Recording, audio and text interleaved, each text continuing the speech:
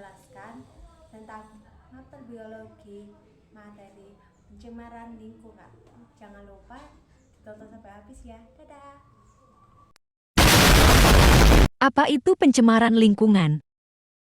Pencemaran lingkungan adalah perubahan besar pada kondisi lingkungan akibat adanya perkembangan ekonomi dan teknologi.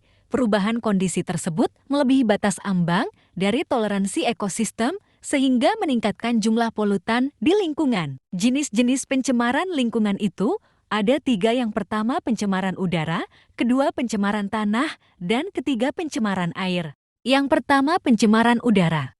Pencemaran udara adalah kehadiran satu atau lebih substansi fisik, kimia, atau biologi di atmosfer dalam jumlah yang dapat membahayakan kesehatan manusia, hewan, dan tumbuhan, mengganggu estetika dan kenyamanan, atau merusak properti, contohnya pembakaran hutan, asap kendaraan, gunung berapi meletus, dan lainnya.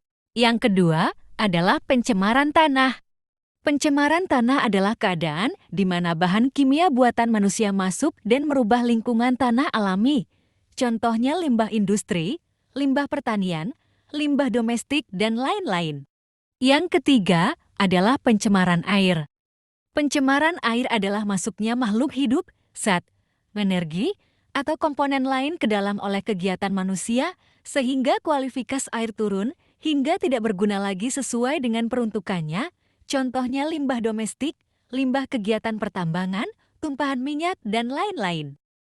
Selanjutnya ada penyebab terjadinya pencemaran lingkungan yaitu pembuangan limbah elektronik yang tidak sesuai, pembuangan sampah, dan limbah detergen ke sungai, penggunaan kantong plastik yang masih masif, penggunaan kendaraan pribadi, sehingga menimbulkan lebih banyak polusi. Pembuangan limbah plastik atau kotoran ke sungai, penggunaan ASI berlebihan, pembakaran hutan. Selanjutnya yaitu dampak pencemaran lingkungan.